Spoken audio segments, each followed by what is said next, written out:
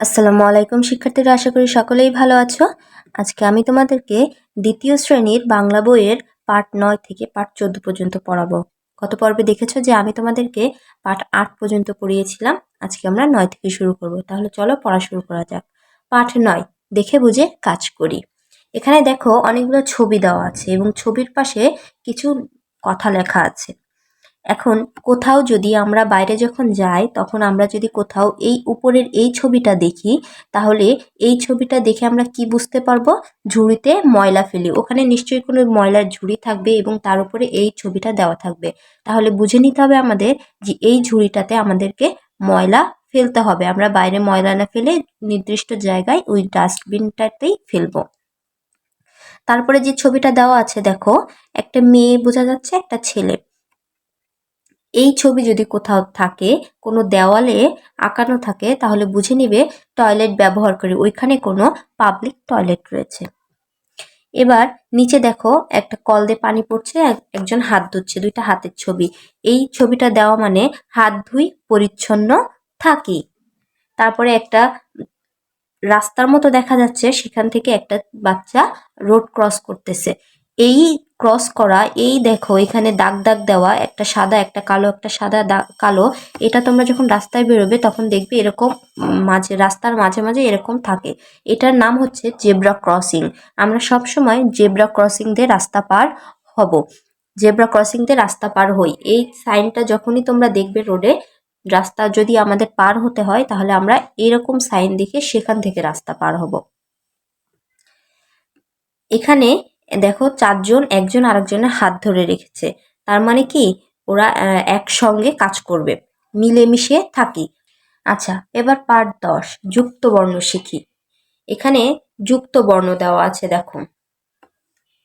প্রথমে একটা লাইন দেওয়া আছে, ফাল্গুনে অনেক ফুল ফোটে। এখানে ফাল্গুন বানানে দেখো একটা যুক্ত বর্ণ আছে, লয় গ। এখানে লয় গ, লয় গ দিয়ে যুক্ত বর্ণ কি? ল যোগ গ। এবার স্কুল খুলেছে, এখানে স্কুল বানানে দেখো একটা যুক্ত বর্ণ আছে, সেটা হচ্ছে দন্ত শয় ক। দন্ত শয় ককে ভাঙলে আমরা পাবো দন্ত স যোগ ক। রাজু ও মিতু বন্ধু, বন্ধু বানানে একটা যুক্ত বর্ণ আছে, সেটা হচ্ছে দন্ত নয় ধ।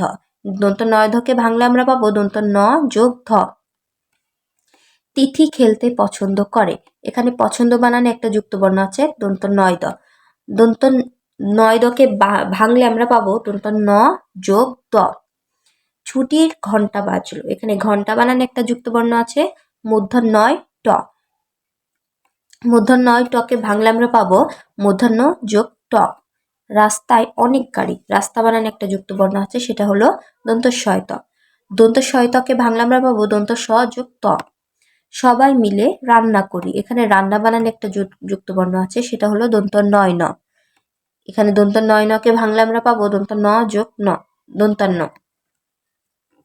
বাগান পরিষ্কার করি, পরিষ্কার, পরিষ্কার বানানে একটা যুক্ত বর্ণ আছে, সেটা হলো মূর্ধন্য শয় ক। মূর্ধন্য শয় ককে ভাঙলে আমরা পাবো মূর্ধন্য স যোগ ক।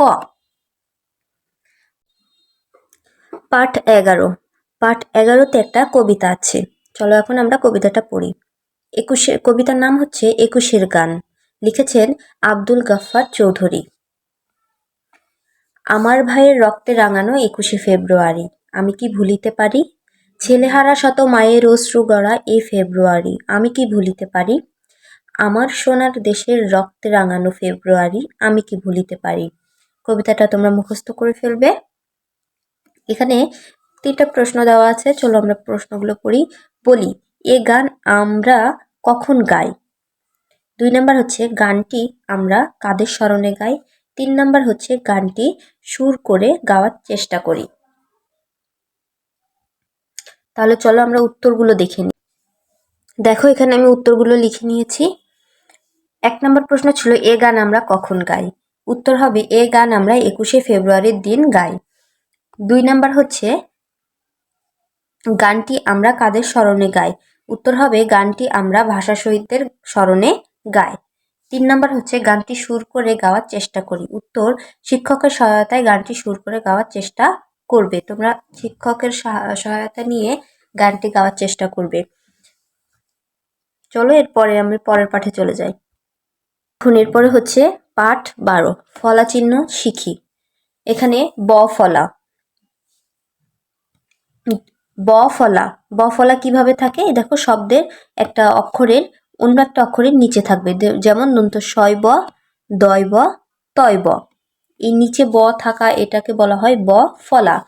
পড়ি, স্বাধীন, আমরা স্বাধীন দেশের মানুষ। দ্বিতীয়, আমি দ্বিতীয় শ্রেণীতে পড়ি। বন্ধুত্ব, এসো বন্ধুত্ব করি।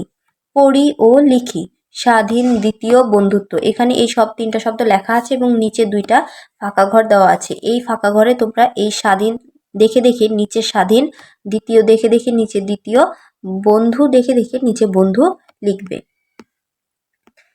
ম ফলা, এই দেখো ম ফলা কি কেমন দেখা যায়। দন্ত শয় ম, দয় ম, তয় ম। তবে একটা কথা মনে রাখবে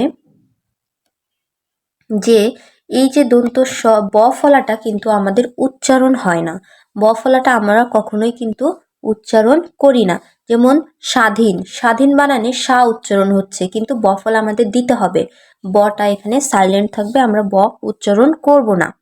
ঠিক তেমনই ভাবে ম ফলাটাও আমরা উচ্চারণ করব না। যেমন স্মরণ, স্মরণ বানানে ম ফলা আছে ঠিকই, কিন্তু আমরা কিন্তু উচ্চারণ করিনি। দন্ত শয় ম, দয় ম, তয় ম। পড়ি, স্মরণ, বীর শহীদদের স্মরণ করি। পদ্মা, পদ্মা একটি বড় নদী। আত্মীয়, আত্মীয় এসেছে ভাত দি। স্মরণ, পদ্মা, আত্মীয়। তোমরা নিচে নিচে এই জায়গাগুলোতে দেখে দেখে লিখে নেবে। জ ফলা, বয় জ ফলাতে বে, দন্ত নয় জ ফলাতে ন্যা, তয় জ ফলাতে ত্যা। পড়ি, ব্যয়, আয় বুঝে ব্যয় করি। ধন্যবাদ, তোমাকে ধন্যবাদ, তোমাকে অনেক ধন্যবাদ। সত্য, সত্য কথা বলি। পড়ি ও লিখি, সেম ভাবে এখানে ব্যয়, ধন্যবাদ, সত্য দেওয়া আছে, তোমরা এই 2টা ঘরে নিজেরা লিখে নিবে। র ফলা, তালব শয় র ফলাতে শ্র, ময় র ফলাতে ম্র, দয় র ফলাতে দ্র। শ্রম, শ্রম বৃথা যায় না। নম্র, নম্র থাকি। ভদ্র, ভদ্র হয়ে চলি। শ্রম, নম্র, ভদ্র। নিচে দেখে দেখে লিখে নেবে। এবার পাঠ 13, রেফ চিহ্ন। রেফ বর্ণের উপরে বসে, রেফ চিহ্ন বর্ণের উপরে বসে। চয় রেফ, মূর্ধন্যয় রেফ, অন্তর্জয় রেফ। মার্চ মাস, বর্ণ লিখি, সূর্য ওঠে। মার্চ, চয় রেফ, র যোগ চ। বর্ণ, মূর্ধন্যয় রেফ, র যোগ মূর্ধন্য।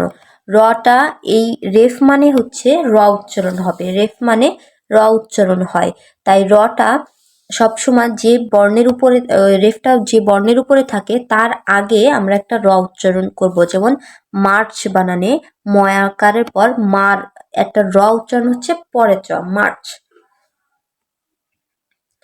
বর্ণ, চয় রেফ, র যোগ চ, সরি,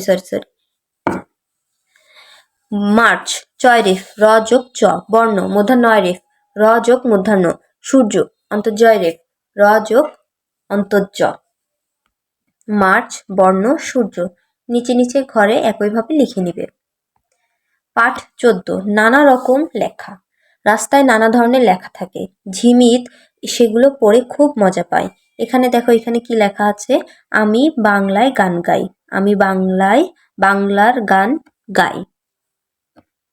হাতের লেখা নানা রকম হয়, কেউ লেখে বাঁকা করে, কেউ লেখা গোল গোল, কারো লেখা গোল গোল, ঝিমিত সুন্দর করে লেখে।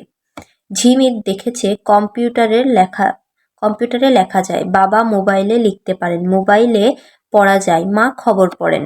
এই দেখো মোবাইলে কিভাবে লিখতে হয়, টাইপিং করা, এখানে কিবোর্ড দেওয়া আছে। এবার এখানে একটা পোস্টারের মতো দেওয়া আছে। টিভির পর্দায় কত রকম লেখা দেখা যায়। একদিন ঝিমিত টিভির পর্দায় আমার সোনার বাংলা লেখা দেখলো।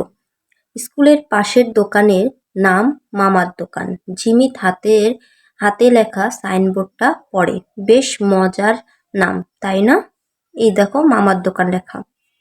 এখানে বই, কাগজ, কলম ও খাতা পাওয়া যায়। এখানে শেষ এটা। এবার পড়ি ও লিখি। এখানে দেখো অনেক রকমের হাতের লেখা দেওয়া আছে। আমরা প্রত্যেকে আলাদা আলাদা রকম করে লিখি। আমাদের দেখবা কারোর হাতে লেখা কিন্তু কারোর সঙ্গে মিলে না। প্রথমে কি লেখা? কাঁঠাল আমাদের জাতীয় ফল। এই সেম লাইনটা তোমরা দেখে দেখে এই জায়গাটাতে লিখবে। সত্য কথা বলি, নম্র হয়ে চলি। তোমরা এই লেখাটাও সেম নিচে লিখবে। উষার দুয়ারে হানি আঘাত, আমরা আনিব রাঙা প্রভাত। নিচে লিখবে বলি, হাতের লেখা সুন্দর করার জন্য কি করব? আমরা হাতের লেখা সুন্দর করার জন্য প্রতিদিন বাসায় প্র্যাকটিস করব। আজকে এই পর্যন্তই। এর পরবর্তী ক্লাসে আমরা পাঠ 15 থেকে পড়ব। তোমরা সবাই ভালো করে বাসায় পড়বে। পড়া বুঝতে কোথাও অসুবিধা হলে কমেন্ট করে জানাবে। পরবর্তী কোন ক্লাস চাচ্ছ সেটাও কমেন্ট করে জানাতে পারো। আজকে এই পর্যন্ত শিক্ষার্থীরা, ভালো থাকবে। ধন্যবাদ সকলকে।